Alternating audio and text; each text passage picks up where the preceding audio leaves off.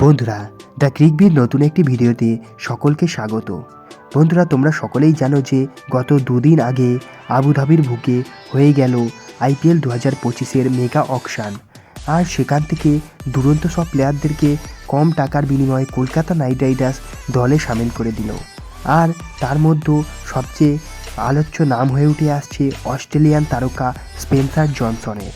যেখানে বন্ধুরা Mitchell স্টার্ককে IPL auction থেকে কিনতে না পারায় কিছুটা দুঃখে ছিল কলকাতা নাইট রাইডার্সের ফ্যান্স, কিন্তু মিচেল স্টার্কের পরিবর্তন হিসাবে তার সবচেয়ে যোগ্য উত্তরসূরিকেই কলকাতা তাকে দলে সামিল করে নিল।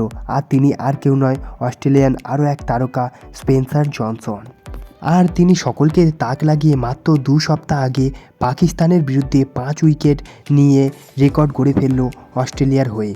বন্ধুরা, এই ভিডিওতে আমরা ফটাফটভাবে দেখে নেব যে এই স্পেন্সার জনসনের কেমন আন্তর্জাতিক কেরিয়ার রয়েছে এবং তিনি কোন কোন বড় বড় রেকর্ডগুলি গড়েছে এখনও পর্যন্ত অস্ট্রেলিয়ার হয়ে, এবং সত্যিই কি তিনি আগামী বছর কলকাতা নাইট রাইডার্সের প্লেয়িং 11-এ থাকতে চলেছে। বন্ধুরা, তাই তোমরা ভিডিওটি শেষ পর্যন্ত দেখো, এবং তোমরা যদি আমার চ্যানেলে নতুন হয়ে থাকো এবং ভবিষ্যতে ক্রিকেট রিলেটেড তথা ইন্ডিয়ান ক্রিকেট ও কেকেআরের সমস্ত নিউজ সবার আগে বাংলায় পেতে চাও, তাহলে চ্যানেলটিকে অবশ্যই করে দাও সাবস্ক্রাইব, এবং তোমরা যদি কেকেআরের একজন ডাইহার্ড ফ্যান হয়ে থাকো তাহলে ভিডিওটিকে অবশ্যই করে দাও একটা লাইক। চলো ভিডিওতে আগে যাওয়া যাক। বন্ধুরা, স্পেন্সার জনসনকে কলকাতা নাইট রাইডার্স মাত্র 2,80,00,000 টাকার বিনিময়ে নিজের দলে সামিল করে নিয়েছে। আর বন্ধুরা, তোমাদের সকলের নিশ্চয়ই মনে আছে যে গত বছর গুজরাট টাইটেন্সের হয়ে স্পেন্সার জনসন আইপিএলে অভিষেক করেছিল এবং তাকে নিলাম থেকে 10 কোটি টাকার বিনিময়ে তাকে দলে নিয়েছিল গুজরাট টাইটেন্স।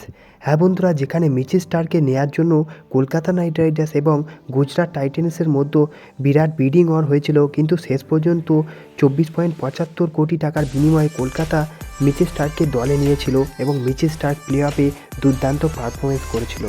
তবে স্পেন্সার জনসনকে দলে নিলেও চোটের কারণে সেইভাবে খেলতে দেখা যায়নি স্পেন্সার জনসনকে, আর সেইভাবে আইপিএলের বুকে সেইভাবে ছাপ ছাড়তে পারেনি।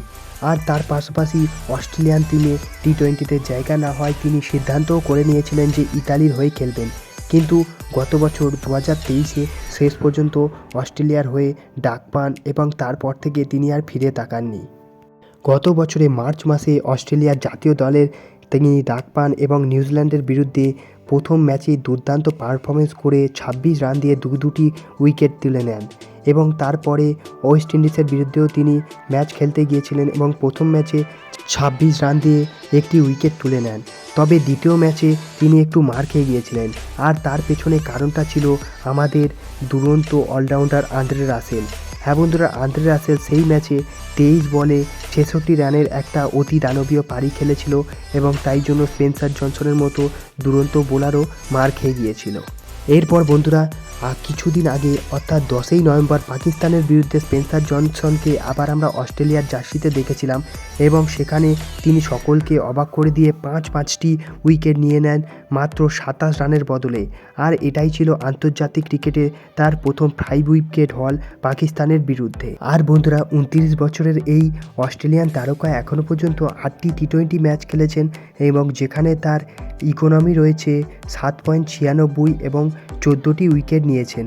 আর তার পাশাপাশি তার অ্যাভারেজ রয়েছে 17.27, যেটা একজন টি-20 বোলারের জন্য খুবই ভালো। অন্যদিকে বিগ ব্যাশ লিগে তার নাম তো রয়েছে অন্যতম, এবং সেখানে তিনি ডেথ বোলার স্পেশালিস্ট হিসাবেও কাজ করেছে, এবং সেখানে প্রায় প্রতিটা বলই 145-এর গতিতে, এবং দুর্দান্ত একটি বাউন্স আছে তার হাতে, সেই জন্য ব্যাটসম্যানরা সেইভাবে তাকে ধরতে পারে না।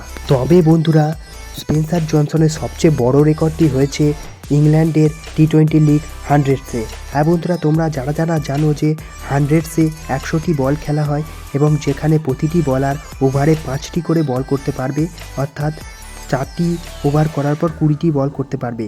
যেখানে স্পেন্সার জনসন 20টি বল খেয়ে 3টি উইকেট নিয়েছিল এবং দিয়েছিল মাত্র 1 রান, এবং যেটা দেখে সারা বিশ্ব অবাক হয়ে গিয়েছিল। আর তাও কোনো এলিথেলি ব্যাটসম্যানের সামনে নয়, তার সামনে ছিল জস বাটলার এবং ফিল সল্টের মতো ইংল্যান্ডের 2 তারকা, তার সামনেও স্পেন্সার জনসন মাত্র 1 রান দিয়েছিল। আর এর থেকেই বোঝা যায় যে কতটা বিধ্বংসী বোলার হতে চলেছে সে, এবং আশা করা যাচ্ছে যে কলকাতা নাইট রাইডার্স তার এই 3 বছরের যে স্প্যান রয়েছে তার মধ্যে স্পেন্সার জনসনকে ঠিকভাবে গড়ে তুলবে এবং অস্ট্রেলিয়ার যে মিচেল স্টার্ক যত বড় তারকা হয়েছে ততটাই স্পেন্সার জনসনকে কলকাতায় ইউজ করতে পারে। আর বন্ধুরা মজাদার ব্যাপার হচ্ছে এর আগে কলকাতা নাইট রাইডার্সের জার্সিতে অভিষেকও হয়ে গিয়েছে স্পেন্সার জনসনের। হ্যাঁ বন্ধুরা, আমেরিকার মেজর্স লিগে লস এঞ্জেলাস নাইট রাইডার্সের হয়ে ডেবিউ করে ফেলেছে স্পেন্সার জনসন এবং সেখানে দুর্দান্ত পারফরমেন্সও করেছে। বন্ধুরা তাই আশা করা যাচ্ছে যে আন্ড্রিক নোকিয়া যদি সেইভাবে ফর্মে না থাকে এবং কলকাতা নাইট রাইডার্সের হয়ে অনায়াসে ডেবিউ করতে চলেছে স্পেন্সার জনসন এবং সকলকে তাকও লাগিয়ে দিতে পারে এই দুরন্ত বোলারটি।